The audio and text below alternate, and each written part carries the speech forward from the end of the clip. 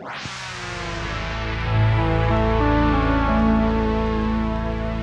to the Futro Hidden Movie Gems podcast. I am your host, Cameron Mickle. You mustn't be afraid to dream of a little bigger, darling. And we're joined by co-host Jordan Christensen. I feel like I need an air horn. We're also joined by frequent guest Clinton Westover. How do I make them fall without gravity? Perfect. Well, today we are reviewing on the podcast Inception. Just a little movie called Inception. Inception was made in 2010, directed by Christopher Nolan and written by Christopher Nolan. It stars Leonardo DiCaprio, Joseph Gordon-Levitt, Elliot Page, formerly known as Ellen Page, Tom Hardy, Ken Watanabe, Cillian Murphy. Cillian Murphy. Yeah, he's amazing. He's so good. Yeah, oh my gosh. Michael Caine and Marion Cotillard. But holy cow, this movie's freaking insane. So let's just start off with... Wait, let me just give a quick recap on the plot synopsis. So a thief who steals corporate secrets through the use of dream-sharing technology is given the inverse task of planting an idea into the mind of a CEO. You know, I was going to say this would be amazing pitch meeting, but at the same time, like, he's already made a name for himself because he already did the first two Batmans, right? Because Prestige was in between the first two, and this was in between the second and third. So he's already made a name for himself. So they literally are like, "Oh, just take our money." He didn't even have to like give him that amazing pitch. But I know, can you imagine this movie without a huge budget? I just can't even imagine it. Oh, I know. Well, you know what's crazy, Jordan, is it took him 8 years to make this script, and he actually got it approved before it was right after he did Insomnia was when he got it approved. Oh wow. Okay.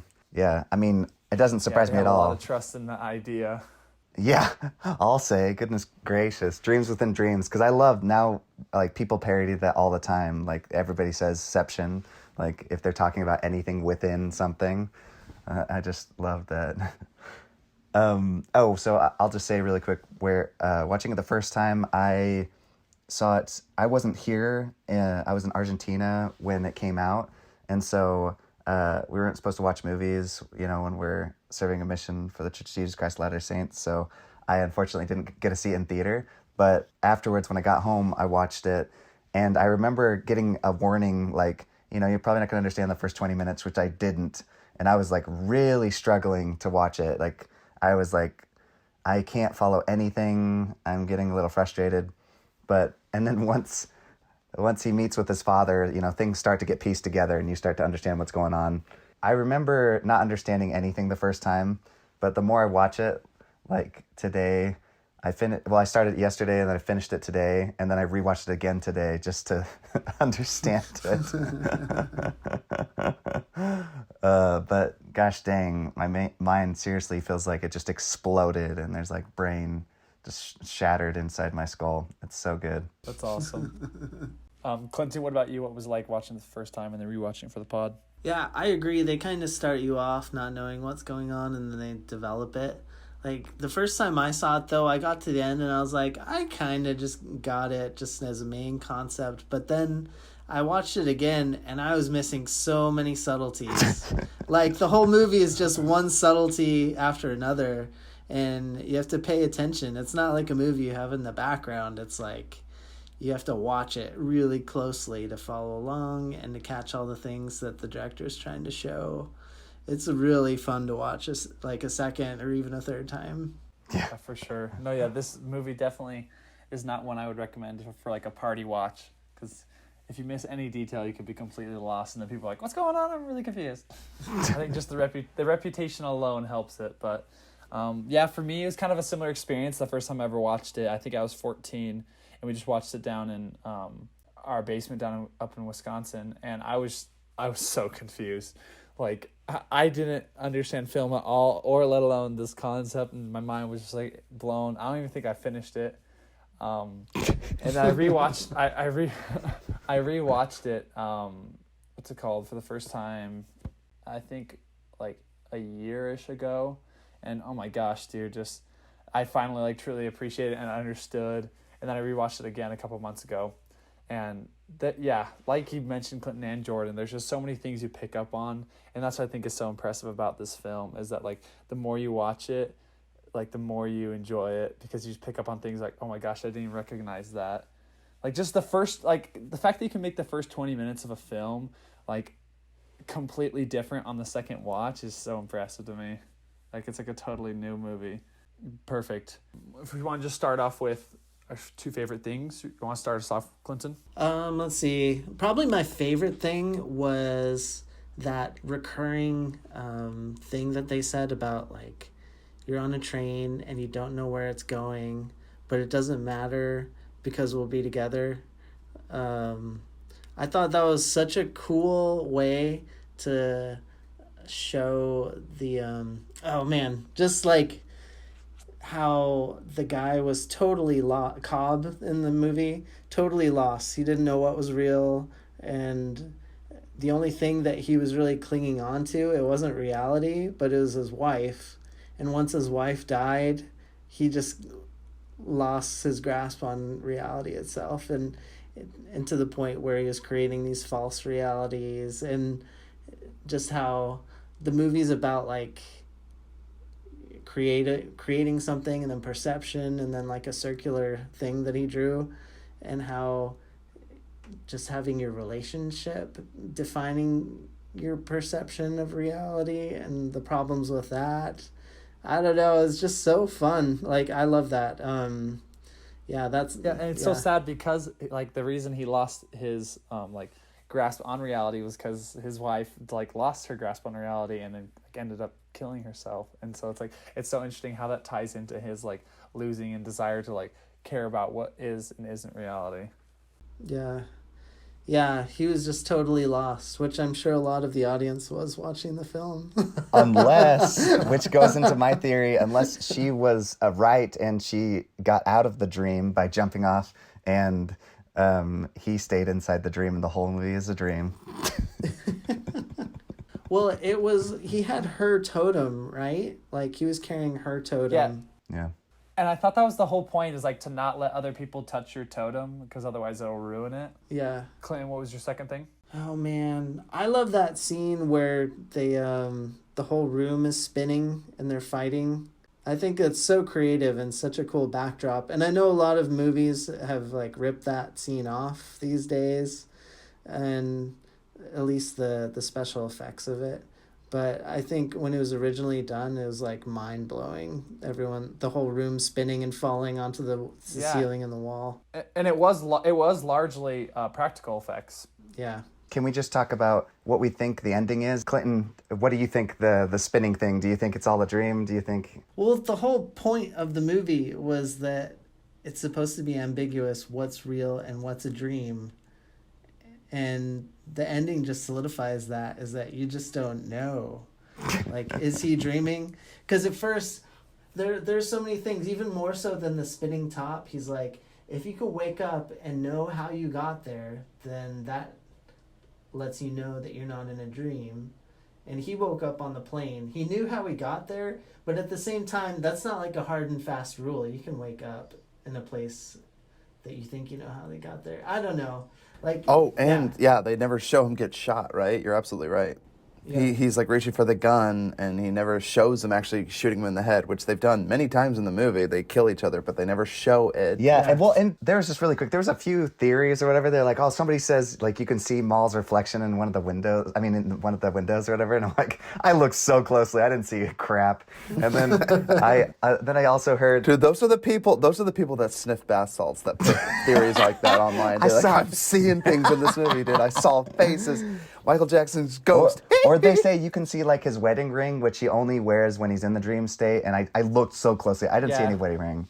So did you catch that, Cameron? Or he actually is wearing the wedding ring in every single dream and flashback. The only reason I think that is you can exclude that is because they said, remember, she's like, what about a ring or something? He's like, no, it needs to be something more unique, he said, because it has to be all based on that top. Which, I mean, if you look closely enough, it looks like it wobbled. I don't know, I'm just saying. Yeah, well, right, but I have a quick question. I don't know if this gets into nitpicks, but like you said, totems are supposed to be something sacred. When you tell people, like Joseph Gordon-Levitt, to his credit, he's like, it's a loaded die and it will land on one of the faces. But if you tell everyone your top spins indefinitely and you know it's a dream or not, it's like, well, don't tell people that, because if they create the dream, they could make you think that. They could manipulate your thinking just by that. He did it to his wife. He did it to Maul. She hit the top That's of it. the other theory. Even if he is in a dream, he's accepted it as his reality. So, I mean... Yeah, so it doesn't really matter. Yes, Christopher Nolan famously said in an interview, someone asked him, like, hey, what's the meaning at the end? Does the top topple over? And he goes, it doesn't really matter. Well, and again, they foreshadowed this, which is crazy. You think of foreshadowing. When he goes to Indian Seth Rogen, I don't remember his name. That was a joke from Honest Trailer. Indian Seth Rogen's house with all the chemicals. He goes down to the basement and he goes, look, they come to sleep. And he goes, no, they come to wake up. Like, this is their reality. They've accepted this as their reality. That's the whole point of this movie. Yeah, right? And it's like, who could have predicted that was going to be the end of the film? But that's it, right? It doesn't really matter whether he's dreaming or not. He's accepted it as his reality. But here's my thing. The next morning, if he comes in for breakfast and the top's still spinning on the table, it's going to be an awkward conversation at breakfast where he murders himself in front of his kids, okay? That's all I'm saying. Like, so obviously it's not a dream. And if it was, the next day he comes in after he's plays with James and Philippa, he comes in and he finds the kitchen table that's top still spinning there. So, yeah. But anyway, I guess we just want to speculate what happened like moments after the top. But obviously it's toppling over, but he didn't want to give us the satisfaction of giving us a definitive answer. That's what makes Christopher Nolan such a fun filmmaker. He gives you the bits and pieces, you work with it, and you can run with fan theories, you can do all this, but in the end, it doesn't really matter, right? Yeah. Like, dude, I live in that fantasy. I don't care if it's a dream. I just have my kids loving me, and I'm not framed for murder for once, like his entire life was. What a terrible wife Mal is, or Maul, or whatever you say. Dude, it reminded me a lot. It reminded me a lot of Shutter Island with like. Yes, I was going to say that. I was about to say, yeah. Yes, but don't bring it up in front of Ty though. No, to be fair, that actually, I'll be honest, that actually hindered me liking Shutter Island, because I had already seen Inception, and watching that, I was like, oh, they just took this from Inception, I'm not going to lie. So to be fair, Cameron, I should give Shutter Island better plaudits for what it is, but it did impact my personal feeling toward that movie. It was just seeing like, oh, well, it's Leonardo DiCaprio crying over his dead wife and kids. Yeah. Like, in every movie he's doing this, you know?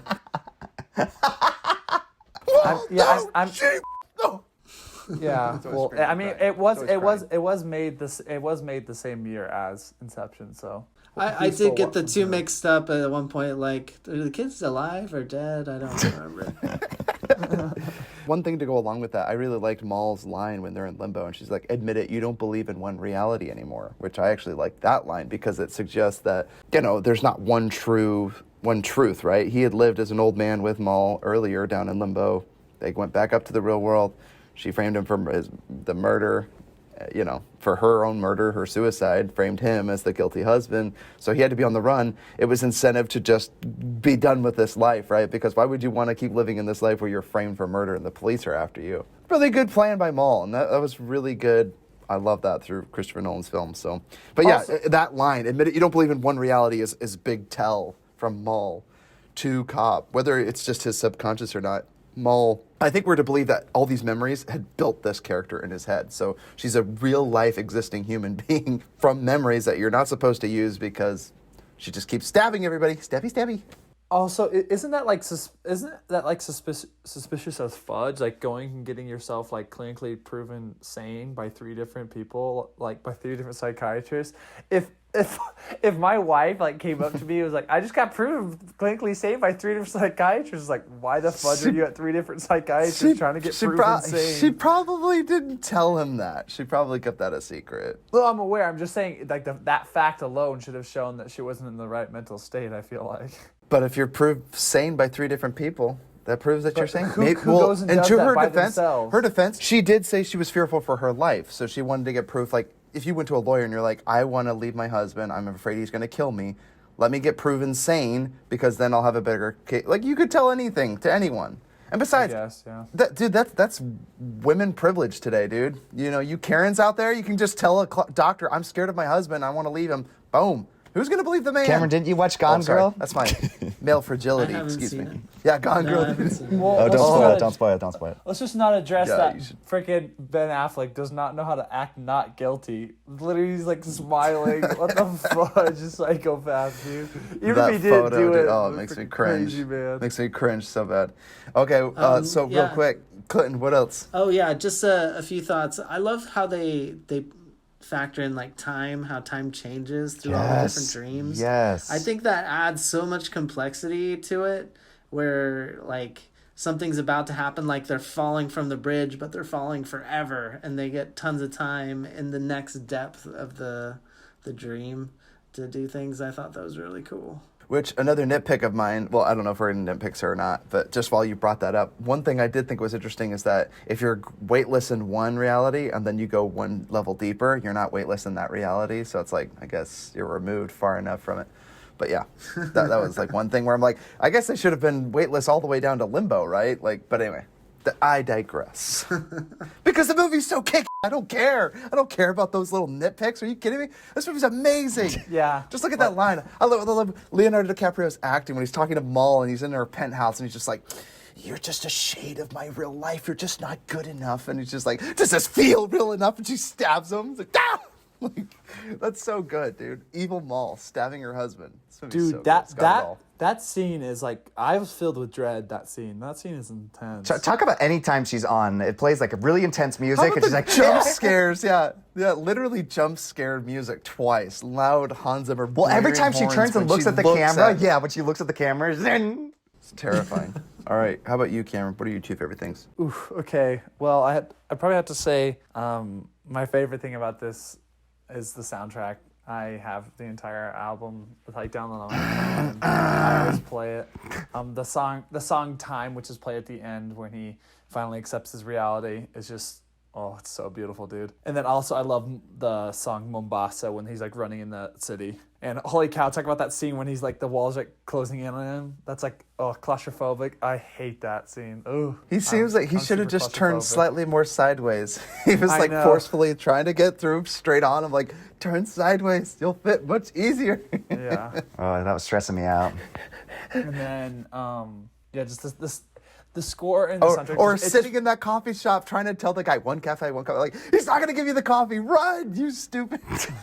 one coffee. He's like yelling at him. He's like, get out of my shop. And he's like, one coffee. I'm like, go, just run. Yeah. It took forever to try to convince the guy to give you a coffee. He's not selling. Oh my gosh. Yeah, I think just the soundtrack just plays so well. This movie is, I would say, probably like a B+ without this soundtrack. The soundtrack just fits everything in so well, and it just like it creates the tension. It creates like, dude, my blood gets pumping every freaking time in those scenes. It's so insane.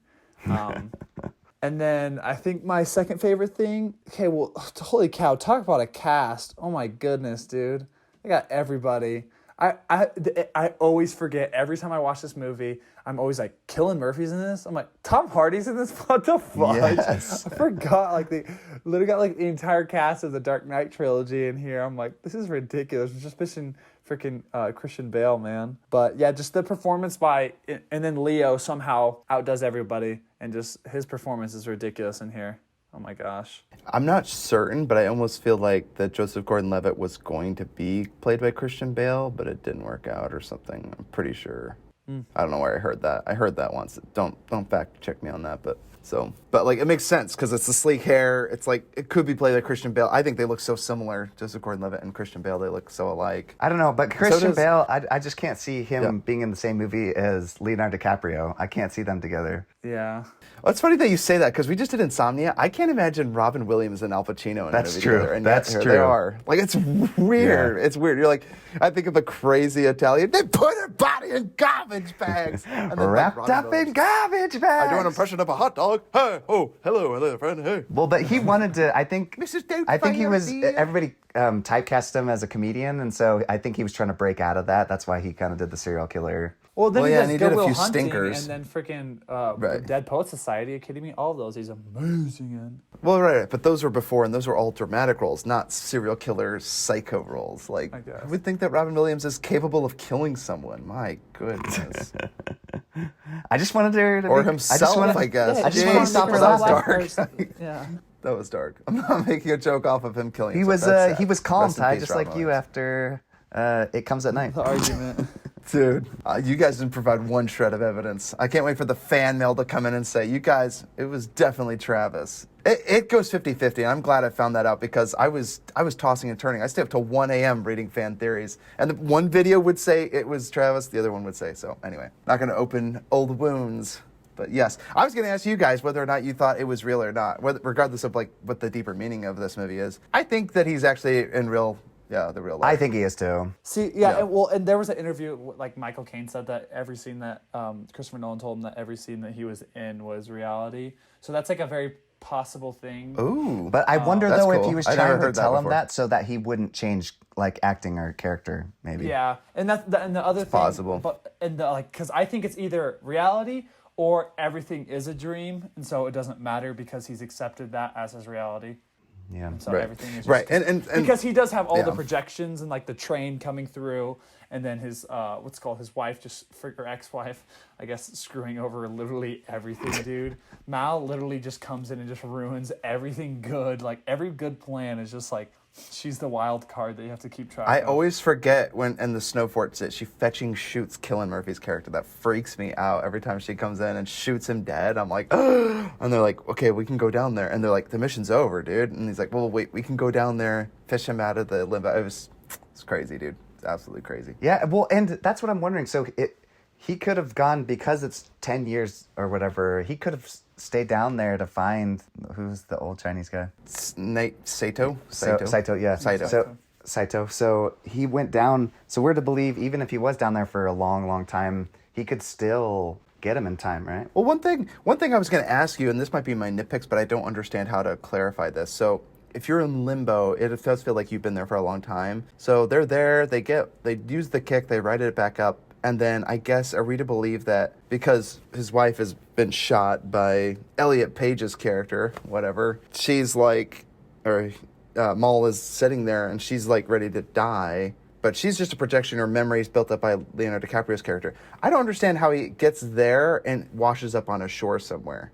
Does that make sense? Now, to be fair, he is lying in the van, and that's where we see him last, right? They leave him drowned in that van. But like I said, I'm trying to piece together at the very end because it is a little confusing because it's like he technically doesn't have a kick, but if you shoot someone while you're in limbo, I guess you would wake back up. Like, that's the only logical place to go. Yeah, but he would probably only be in there for a little bit of time. Like, he might not... Right, because he would go search for Saito's character right away. But I'm just saying, it was just weird to me to think, like... Because at the beginning, he washes up on a shore. They wash up on the shore when they first get down to limbo, when they're at Maul and Leonardo DiCaprio's creation world. Yeah. So, where does he go from cradling his wife back into the ocean to be fished out by Sato's men? Does that make sense? Does he swim across the ocean to go find him? Like, that's all I'm saying. Like, maybe he has a boat and he gets shipwrecked. I don't know. Like, there's just so many questions I have from... Does that make sense? Like, he literally has cradling Maul and she's dying. No, but I thought him being in the water... scene we see him I thought him being in the water was the beginning... I mean, was that same scene where he wakes up in the water again with... what's the girl that's a trans now? Elliot Page. Elliot. Yeah. So... Well, yeah. So Leonardo DiCaprio's character does wake up in water when they first Yeah, that's get what I'm down to saying. Limbo. That's the But what I'm part. saying- That's the opening scene. Right. That's the opening scene. Right. No, that's not the opening scene because the opening scene they he get gets a grabbed. gun to his back and they take I forgot about that. See, they show that again. So what I'm saying is he is now he's cradling Maul in his hands and she dies, and then the next scene we see Leo, he's actually floating there dead in the water in the first Maybe he dream accidentally got level. kicked out and he jumped back down again. Yeah, see, that's an interesting point, right? Like, maybe he did ride the jump, but he was cradling Maul and he decided not to come up, and that's why when they're in the vehicle and they all float up, they're like, he didn't come with us. He's going to go find Sato or whatever. Sato. And I'm like, that was just the thing where I'm like, it is possible that it's not a reality because how did he get back up there? But I guess if you're already in limbo, you can kill yourself and then wake back up. So again, the rules aren't exactly clarified there because it's like Leonardo DiCaprio killed himself without a kick, right? When he murdered himself and his wife with the train running over their heads after they had lived a full life together. So you can ride it back up out of there just by killing yourself, supposedly. So I just thought that was weird that they were always like, oh, no, don't do this because if you kill yourself, you'll go into limbo. And I'm like, well, is limbo really the worst thing? It's only the worst thing if you're down there for 50 million years, but it's like, if you get down there, why don't you just shoot yourself and you'll wake back up? But I guess if you go down to limbo, you're going to assume that you're not dreaming. See, that's all I'm saying. There is one little plot hole or thing that I deal with that. But again, that being said, this is still an amazing movie, and I buy it because in the end, I'm like, okay, you could potentially live forever down there and be like, oh, I guess this is my reality now, or this is way better than reality. I feel like it's kind of like the ending of Upgrade, spoiler, because like I think he accepted that and he enjoyed that reality more than the actual one. So he's like, you know what, even if this isn't real, like I enjoy interesting. This better, so I'll just be here with my wife. Yeah. So you guys are okay with being plugged into the Matrix? You're like, yeah, feed my body, use it as a battery. I thought of the Matrix too watching this. That's interesting you bring that up. I totally thought of that. Well, yeah, it's all about reality, and it's a big sci-fi blockbuster and lots of action. Great actors in action, and I get it. Like, these are the questions that are posed when I watch movies like this. And in the end, oh yeah, go ahead. And of course, Christopher Nolan made this movie 2 hours and 28 minutes long, which like the song that shows the kick is like the original recording was 2 minutes and 28 seconds long. So essentially, you could like interpret it as he's making this movie to try to wake you up from your like dream. Oh, I like that. Or a dream within a dream, right? It's like, here's the sequence and it's placed inside of a bigger story. Yeah. So it's like, you need to wake up, and I'm like, stop my brain. I love that French song. Yeah, that song, Ty. The on. original recording was 2 minutes and 28 seconds long. And that's the length of this movie. Wait, I'm going to look this up. minutes long. 2 hours and 28 minutes on IMDb. Yep. Confirmed. And the song is actually 2 minutes and 20 how about that?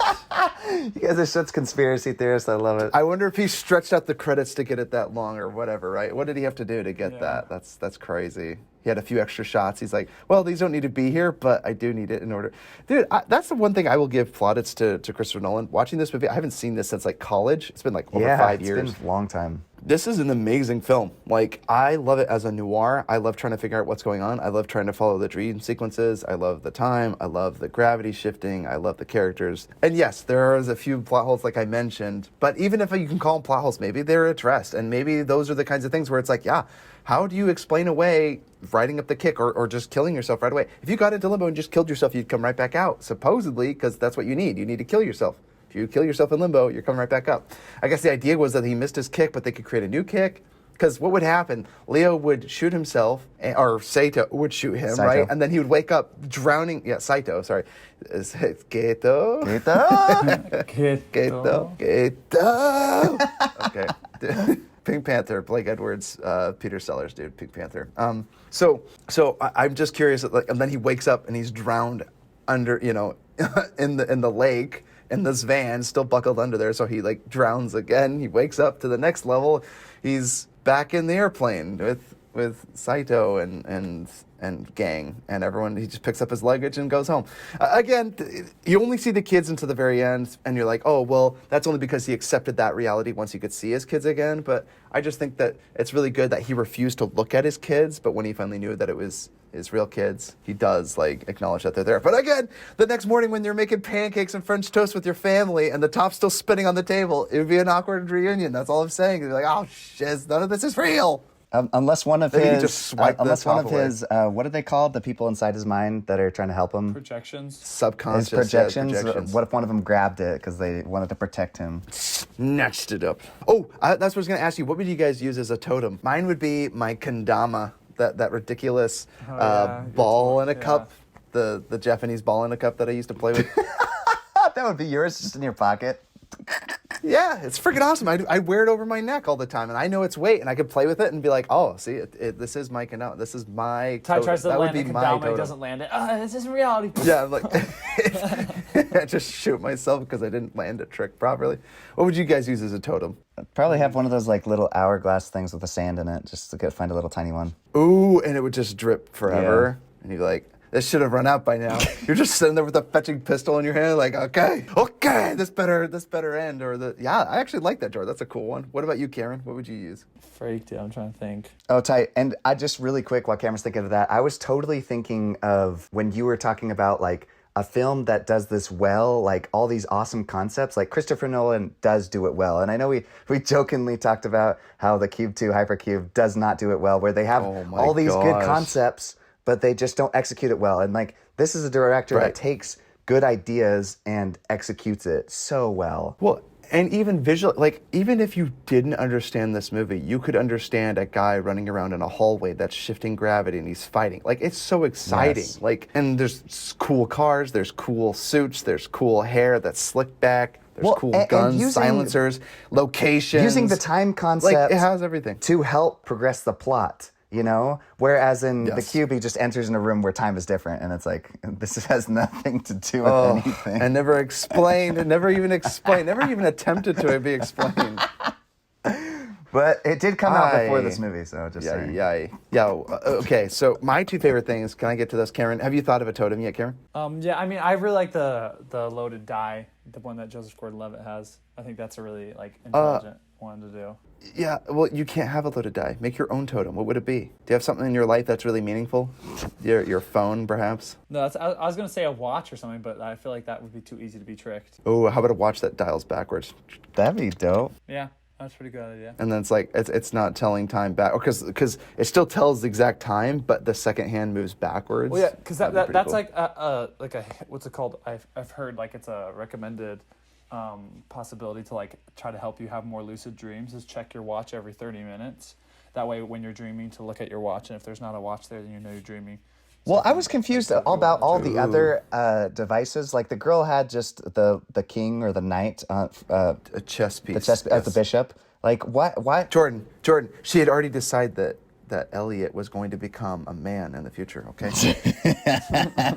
Wasn't it a king piece? I don't know. I thought... She's playing 4D chess, huh? Or he. Rather, when she was when Maul was talking to her, and she's like, "It's this feeling, like, and you'll know." And I felt like she was like telling her, like, describing what it is to be, you know, trans. Yeah,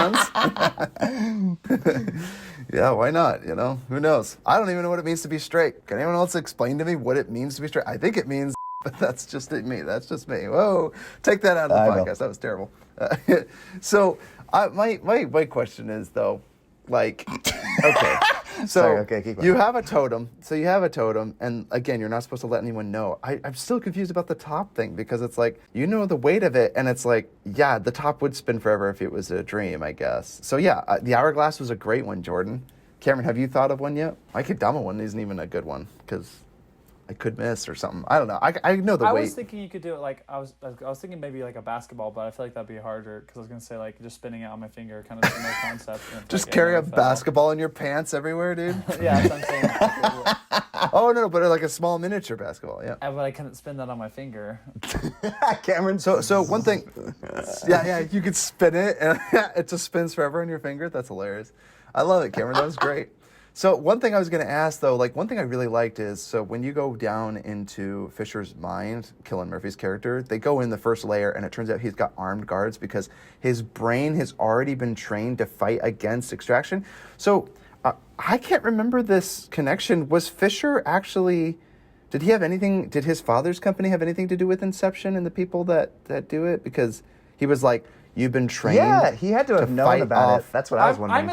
I'm assuming because of the world that they live in that there's like probably the elites know. The attacks on the elites trying to get that. So I believe like everyone that's in higher up company probably already has like training that you have to go through because of trade secrets. I like that, Cameron. I like this world. Yeah, right. It's like if you're rich and powerful, you need to protect your trade secrets, which is crazy because again, it complicates the story when they have to go down and they take his uncle and try to make him the villain. I love that, and then they have to bait and switch him.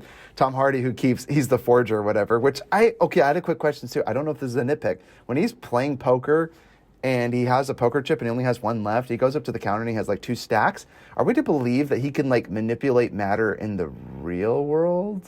How's that for a queer question? Do you understand what I'm saying? Or is it the real world? Tom Hardy's character has one poker chip and he's pissed because he goes, yeah, exactly. Is this all a dream? Which is crazy because again, one of the first time you see the top spinning and it stops spinning, he puts the gun down and he hears the voice of his son and his daughter and his father, Michael Caine, right? Or I think it's his grandma. Father-in-law. Or the children's, it's his mother-in-law, right? It's Maul's mom with the grandchildren, with her grandchildren, his kids.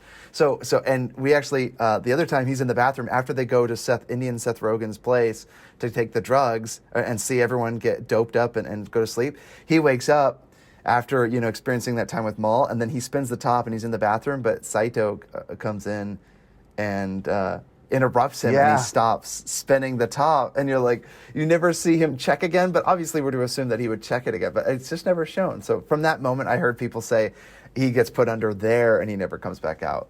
Oh, jeez. I was like, oh, jeez. Because he goes to be waking up. That's literally where it happens, and he decided to live there at that moment. But he had to play in the fantasy that he actually ended up doing the whole heist. So anyway, I love the idea of planning dream. Oh, yeah, go ahead. I just love the ambiguity of it. Like, dude, because like in an effort to like combat how confusing the movie was, like television broadcasts in Japan actually included like in the upper left corner of the screen to remind the viewers which level of the dream the specific scene takes place in. Oh my gosh, that's crazy. Well, I can't even imagine trying to do this in a different language. Holy fudge. Yeah. Believe it or not, I actually watched part of this movie in Spanish just to hear Mal and Leonardo DiCaprio in Latin voices, Latinx voices, excuse me. How racist of me. In Latinx voices, they're just like, ¿Qué pasó con ellos? He's like, esos hijos no son nuestros. It was so funny. It's like, our kids aren't ours. Those kids aren't ours. Like Mal's saying. And then there's another. He's like, if this is my dream, why can't I control this? And he goes, because you don't know you're dreaming. It's just really funny. There's another crazy, sounds like a soap opera. There's another crazy theory that the first letters of the main characters of Dom, Robert, Eames, Arthur, Mal, and Saito, they spell dreams. No way, do they really? Yeah, and then if you also add Peter, oh my gosh. And even the name Eames. No, think about it. Tom Hardy. Dreams pay. Tom Hardy's character. No, real quick. Have you ever heard of the name Eames? I've never heard of it, but it literally sounds like dreams, but without the DR. I'm not kidding. I thought that when he said it. He's like Eames, and I'm like, dreams? Like, I really thought that. But anyway, I love what you said, Cameron, that all their names spell dreams. See, I love stuff like that. And I actually think Christopher Nolan does put the time and effort to do things like that. Like Tenet, at the very beginning of the film, the Warner Brothers logo was in red, and at the very end of the film, it was in blue. Like little things like that where he like puts the time and effort into it and catch these Easter eggs. And I know that a lot of people don't care about Easter eggs, but I like it when you care enough about a film, you're willing to take just a few moments of your time to plan something out like that out.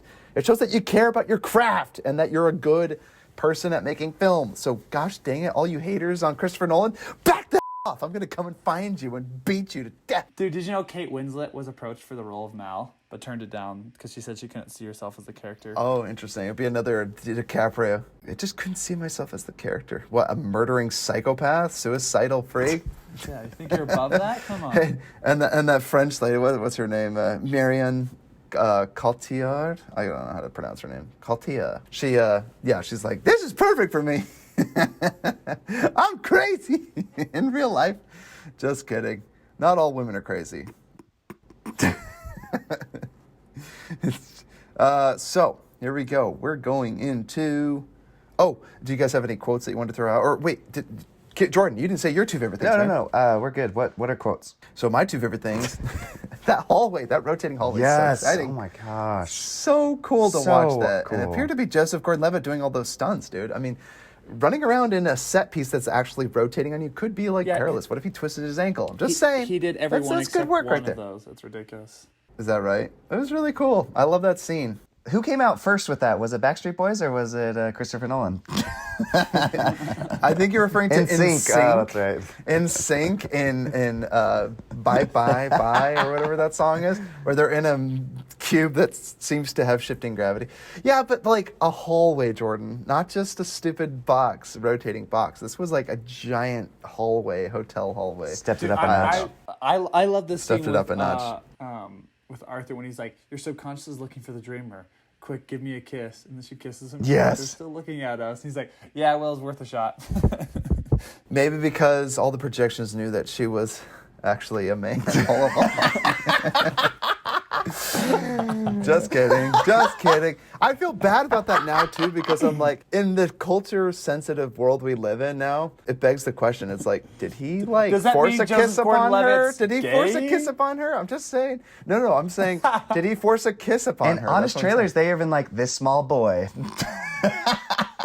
Oh, my gosh, that's right. Yes. You guys, you heard it here first. He says the small boy. That's terrible. They called it. They were making fun of Ellen Page, calling her like, oh my gosh, and years later. So I guess they knew all along. maybe, or they were Honest trying to Trailers make had fun the of her, and inside now scoop. reality is just as funny. Yeah, they had the inside scoop. That is so funny that you said that, Jordan, because that did make me laugh when they said it. And I've always liked Elliot Page's Oh yeah, work. I love think Juno. she's super attractive. Yeah, I actually like her a lot. I don't know, maybe that says something about me. before or after surgery. Dude, well, and another one of my favorite quotes is I mentioned in the beginning. I love when he's like, "You mustn't be afraid to dream of a little bigger, darling." And Eames whips out the grenade launcher. Best fetching line, but they couldn't dream up a tank or something, right? Yeah, exactly. Again, we're quoting or RPG. I'm like, come on. Yeah, it's something. But no, the grenade launcher was dope AF. But again, you can't change because, see, if you introduce these crazy larger and larger weapons, you're going to start getting more and more people to notice you, right? The more projections are going to start coming after you. So you want to change as little as possible. I would not want Maul after me. Dude, she's freaky as shiz. Just stabbing her. Yeah, dude, she uses a knife. Yeah, she uses the knife. You said we would grow old together. Dun. So let's get into quotes. You guys have any Imagine quotes? Cameron My as a favorite is- projection, just running around stabbing people with knives. I really like the scene where he describes like things that we know about dreams. Like I love when he's in the cafe or like outside talking to Elliot Page's character, and he's like, "Hey, you ever notice that in a dream you're just in the middle of something and you don't know where you came from?" I'm like, that's actually a real thing. I feel like I don't actually know where I came from. Dreams, which I think is really weird. Like, right? You're just in the middle of a dream. Like I've had dreams where I'm Spider-Man. Am I in a dream? Am I in a dream? No, but I love it's actually like that's what always amazes me about Christopher Nolan. He always finds a way to like incorporate at least one or two scenes that's just like so emotionally driven, like so powerful. Like that scene with his dad is so cool. Like talk about dude, I cried this time. I didn't cry in college ever. I cried this time. I cried this time too. Talk about the sweetest crime of all time, dude. The nicest crime they've ever did. They literally like gave the father the biggest benefit of the doubt ever and like saved this relationship, even though that's like not what he like wanted. But like talk about giving hope to a guy. He's like, I was disappointed that you tried to be like me, and it's just like, wow. Hey, Cillian Murphy will be fine. He's obviously has a $500 wallet, so he's gonna be just fine. Okay. Yeah. I never had $500 in my wallet. Okay. So, dude, Cillian there's Murphy that. is so freaking good. Dude, those gorgeous baby blue eyes when he's crying, dude, and he's like, I know you were disappointed. And he goes, no. It's like, you're disappointed in me or whatever. He goes, I'm disappointed that you tried to be like me, right? And it's just so freaking good. So and he's good. crying, and then the little pinwheel is in there in his will and testament. And that was like the emotional reinforcement. And I even love that. I don't know Nolan's personal life, but I wonder if this is a dude who has father issues, because if you think about it, we talked about this in Batman Begins.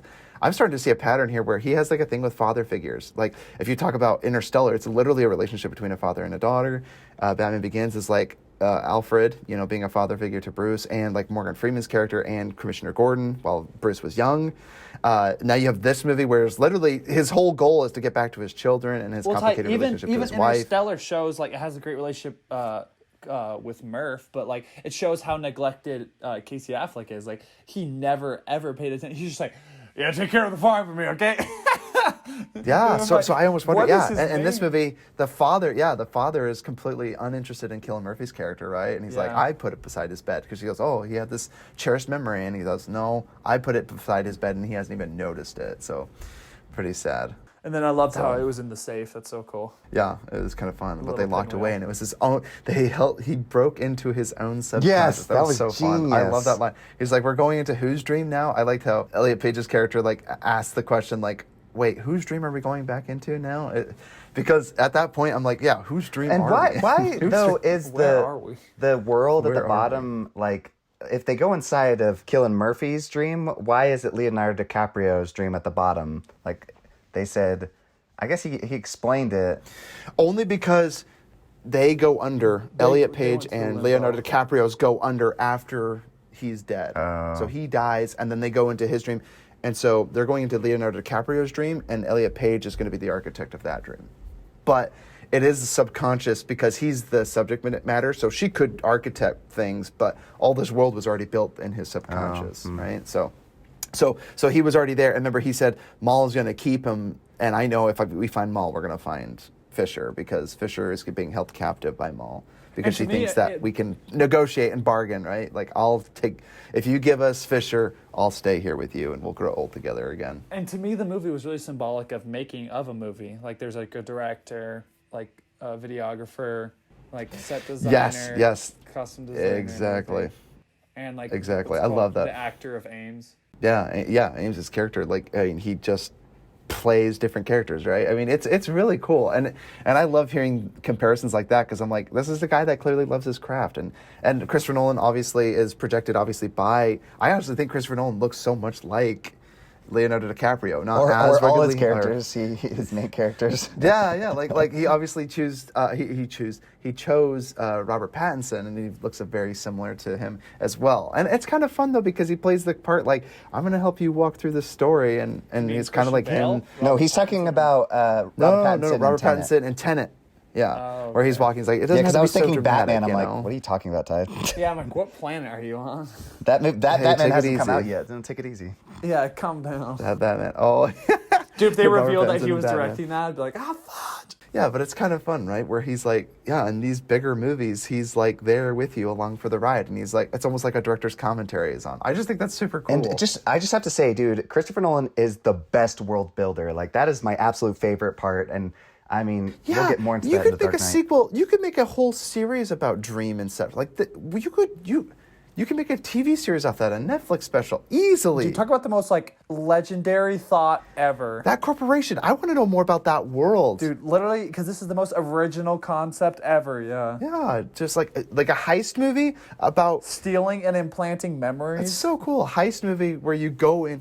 Yeah, you plant memories, or you plant an idea in someone's head. That's so cool. And they're like, it can't be done. But they were trying it with Saito's character at the very beginning, right? And then I love it. He's just like, yeah, you messed up. He goes, I didn't know he's, with the rug or whatever. He's like, I didn't know he's going to rub his cheek on it. Like, I love that line. And then he sells him out. He sells the two of them out to Saito. And Saito's like, look, I'll let you go. He's such a cool businessman. He's like, I'll let you go.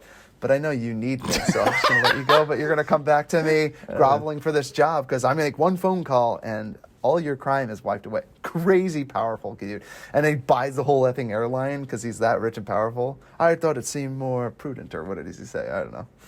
It seemed like a good idea or whatever. I love Cobb's quote, too, when he talks about, he's like, what's the most resilient parasite? He's like, bacteria, virus. And he's like, an intestinal worm. He's like, an idea, resilient, highly contagious. Dude, that's so dope. But it almost reminded me of The Big Short when Ryan Gosling goes in. He goes, "What's that smell? Do you smell that?"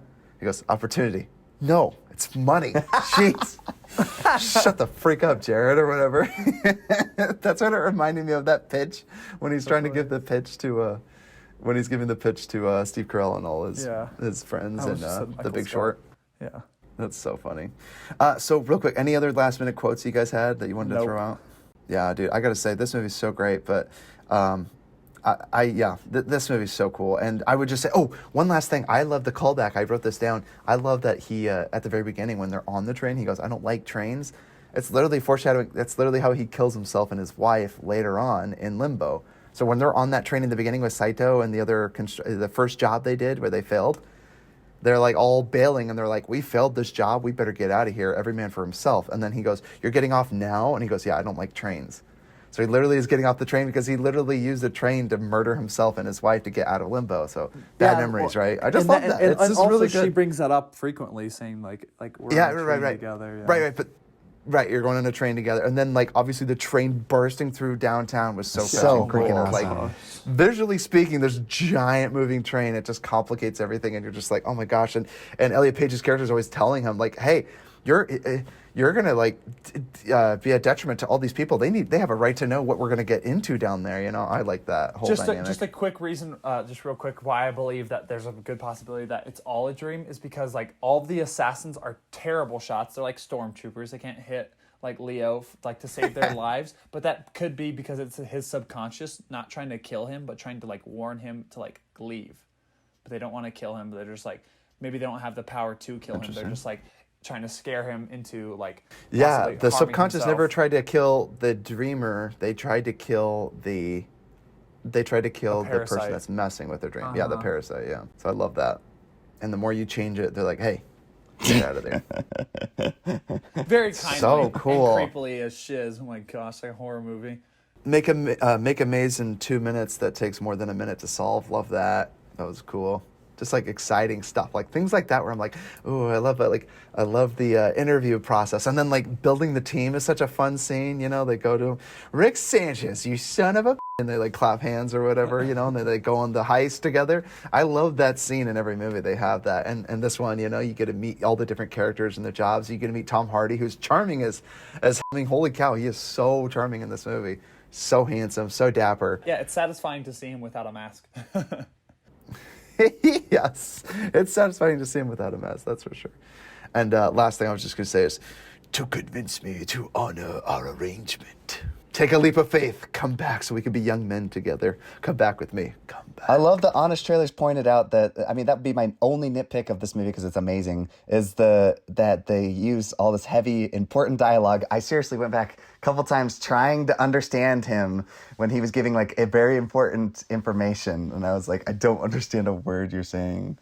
Because of his accent. Yeah. Compromise an old man in poor health. Yeah, it's really hard to understand just because you're saying like, oh wait, who are these names again? And what's he talking about? Well, just when he was explaining to him like why they were going to kill that one guy, you know, because he screwed it up with the carpet, remember? When they killed him earlier, I was like, well, he's like, I can't speak for myself, but he's like, I won't hurt him, but I can't speak for the men taking him away.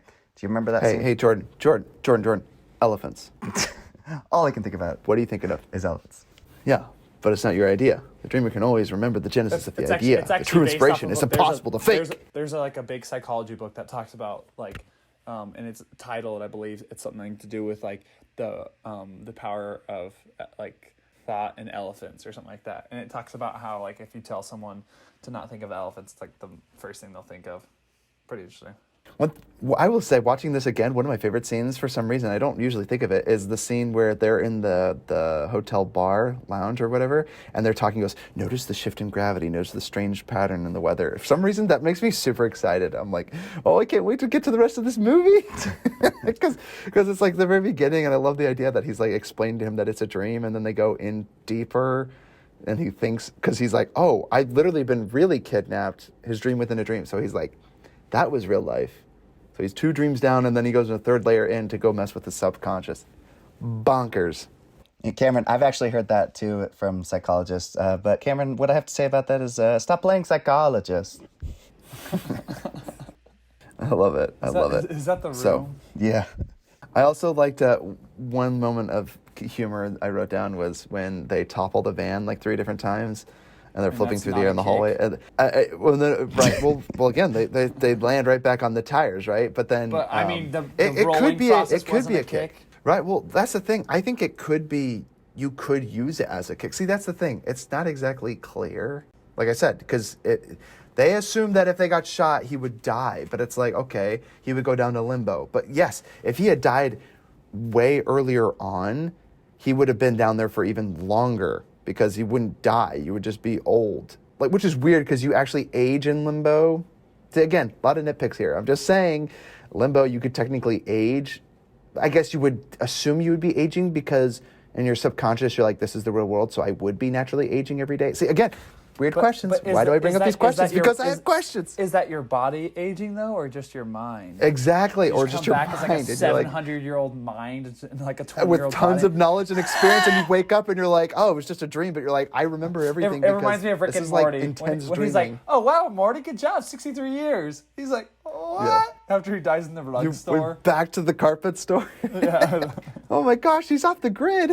Okay, so lastly, just love it. I love that, you know, the elevators, his subconscious, all really cool motifs that he used to show visually what you're seeing. Like literally in a dream, he's going down elevators, which are different memories that he's built to contain, to trap Maul in his memory. I just thought it was so cool. So cool. So, like you said, Jordan, he's a master of a craft of using actual visual motifs to explain more difficult concepts and ideas, right? Like, it's like when you watch Fetching Hypercube, Cube 2, Hypercube, Cube, Hypercube is super capo, it's super bacán. All my Chilean fans will know what I'm talking about. It's super capo. You're going to be like, look, I don't get this. Why are they moving slowly? Why is time, in fact, it's like, this one does a good job at showing physical motifs and does a really good job.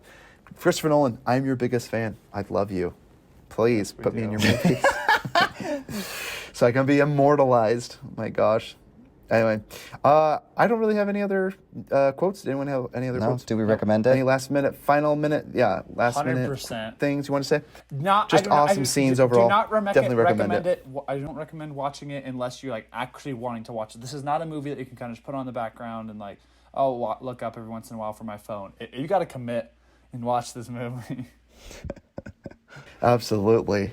Definitely. And it actually benefits from a second viewing. Like Absolutely. You learn all the stuff later. You're like, oh, like the whole beginning now makes sense. Oh, now I understand the first 20 minutes of the film. Why won't you tell me anything first? Before I describe the job, I have to know if you can do it. Why? It's not, strictly speaking, legal. So cool. I want to be a thief. I want to be a mind thief. I know. I love, like, she just has to come back. She's like, I couldn't stay away. Wait, who? Maul? No, the girl, because remember when after Maul stabs her and she's like, I can't do this. Improvised. Yeah, where she shoots his wife. No. When she's creating too quickly and he's like, you need to slow it down. My things are going to attack you. And then Maul comes up and stabs her and then she leaves and then Leonardo DiCaprio's like, she'll come back. I just love that she comes back and she's just like, I just couldn't. It's just pure creation. Well, yeah, it's because what's it called? I think that's why a lot of people get stuck in the reality. It's just because it's cooler and more fun than it's like Minecraft on creative mode. Well, no, Inception is. Minecraft on hardcore mode because people can stab you and you get. Remember they said the military even use it so they can experience what it's like to die. Yeah. So again, in this world, they already know about Dream Heist. The military have capacity or one way or another to use this stuff. The rich and powerful, they use it to protect their ideas and their corporations. It's just very interesting. Same. Like I want to see a TV show about this world. Which one did? Christopher Nolan drew all his inspiration from Minecraft. And Cube 2 Hypercube. Minecraft? And Cube 2. Wait, Minecraft? When does Minecraft have to do anything? He just said the world. Creating worlds. Oh, I mean, I did get that vibe when he's like, yeah, we built this world together. It's like showing someone your Minecraft, right? Yeah. You're like, I built this. Look, it took me here's a my couple farm. thousand years. Yeah, thousands of years in Minecraft. And you're like, time. and you're walking around, you're like, yeah, pretty, looks good. That's kind of pretty impressive. impressive. You're like, can we get on Pretty with dang this? exciting. Huh? Pretty exciting, huh? And then you're like, oh, it took you 800 years to do all this? Oh. Well, and when she was drawing the mazes for him, it totally reminded me of the mazes from Prisoners. I was like, oh. Dude, that's what I thought of too. Oh, because if you look at the maze that she draws, there is no solution. Yeah. Wait a sec. Wait. Whose subconscious are we going into exactly? Okay. Everybody, this is Futro Hidden Movie Gems. Leave us a review, 5 stars, please. If you're listening on YouTube, like, share, and subscribe. And also click the subscribe button. It's free. Do it. Just smash that like button and push the bell so you get notified when we have new content coming out. Check us out on all the platforms. Cameron, what is your favorite platform? Preferably Apple Podcasts, but Spotify's pretty great too. Okay, yeah. Well, what? Changing up the rhythm? Are you done with the whole Spotify thing? Oh, I rarely ever use Spotify. I just think it's fun. Like all my best friends use Spotify, so they always mess with me because I use Apple Music. There you go. Got it. Yeah. Strange weather, isn't it? All right, so we're gonna end this podcast. Everybody, this is Futro Hidden Movie Gems signing out. Peace. Bye. Peace. This was your responsibility. We are not prepared for this mission. You got to throw that in there.